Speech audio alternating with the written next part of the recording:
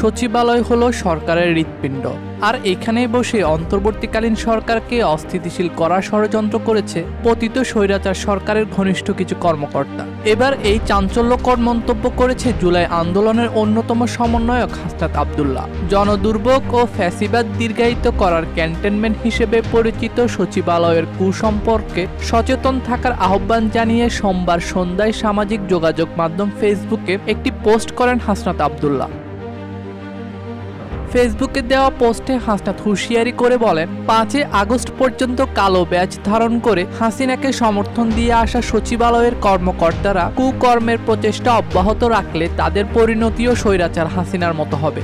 দেশের জনগণ সবকিছু পর্যবেক্ষণ করছে এবং এই বিষয়ে সংশ্লিষ্টদের সমাধান থাকতে ওই পোস্টে আহ্বান জানান জুলাই আন্দোলনের অন্যতম এই ছাত্রনেতা।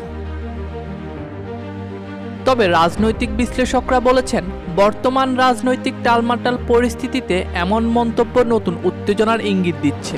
একই সাথে সচিবালয়ের কিছু কর্মকর্তাদের দ্বারা কুকর্মের যে অভিযোগ তা গুরুত্ব সহকারে সরকারের খতিয়ে দেখা প্রয়োজন বলে মনে করেছেন রাজনৈতিক মহলের অনেকেই। ডেস্ক রিপোর্ট, দৈনিক দেশকা।